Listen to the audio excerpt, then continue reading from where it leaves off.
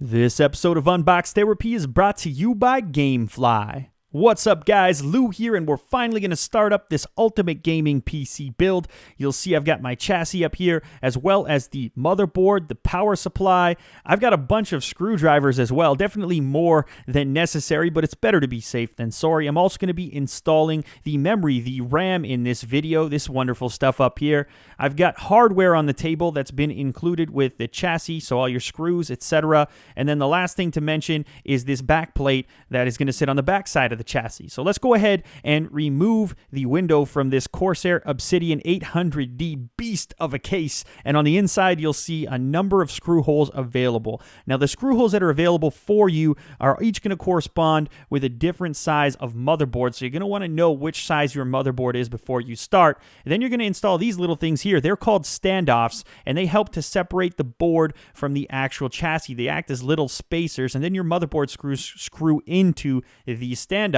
So on my chassis here, you'll notice I've got MATX, EATX, regular standard ATX. So you're going to want to make sure that you install the standoffs into the corresponding hole that matches your motherboard dependent on size. Installing the back plate is easy. That's maybe the easiest thing in the whole build. You just pop it into the back. There's no tools necessary. Next, you want to go ahead and install the motherboard. Now you want to be gentle with it because it obviously is a fairly fragile component. And the next thing to do is make sure that all those standoffs line up with the motherboard holes. Make sure they're all lined up before you even go ahead and install one of the screws. The next thing to do is push it back so that the ports are all accessible through the back plate. So here's some paperwork that came with the chassis, and you'll notice that there's a number of different screws that they've included. You're going to want to go ahead and grab the hard drive and motherboard screws. They are a little bit different and they're a specific length. Now, one tip here is rather than go ahead and install the screws or screw them in really tight and all in a row, you're going to want to mix it up a little bit. Do one in the top right corner, then do a screw down in the bottom left, etc. And the reason you want to move it around is so that you get a nice balanced effect during the installation of the motherboard. Otherwise, you'll have unnecessary flex being applied to it. You might have certain holes that don't line up by the time you get there. So don't over tighten and don't do a bunch of screws in a row. Instead, bounce around a little bit.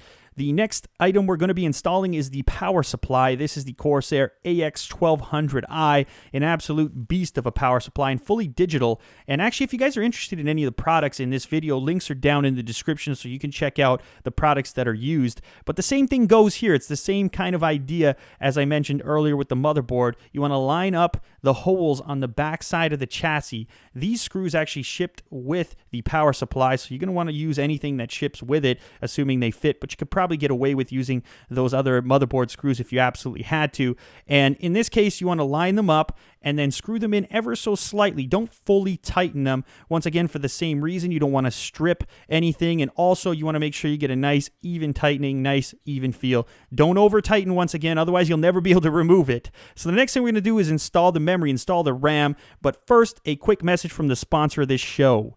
GameFly sponsored us today, and they are the best way to rent and buy games. They've got a ton of titles, over 8,000 console games to be exact. They've got Borderlands 2 dropping on the 17th, so it's a great way to try out games, decide if you like them, want to buy them, and there's really no commitment if you want to try it out right now.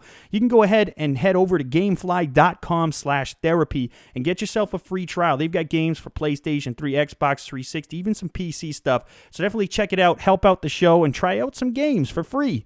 So let's talk about the memory now. We're going to go ahead and install this beautiful Corsair Dominator Platinum memory, and it's pretty straightforward to do as well. You just want to clip them in and make sure that they're well seated. In order to do that, you've got to lift up this little white tab along top. It might be hard to see from this angle, so I'll show you it from another angle as well. So these tabs here need to be lifted up so that you've got space to slide in the module, as I'll show you right here. And once again, it's pretty simple. The main thing is just to make sure it's seated well. You want to grab onto the chassis and push firmly probably more firmly than you think you might have to, and then it'll seat in there properly. And you want to follow the exact same pattern for as many modules as you have. In my case, I've got 4 modules, so as you can see, I've filled up all of the available slots.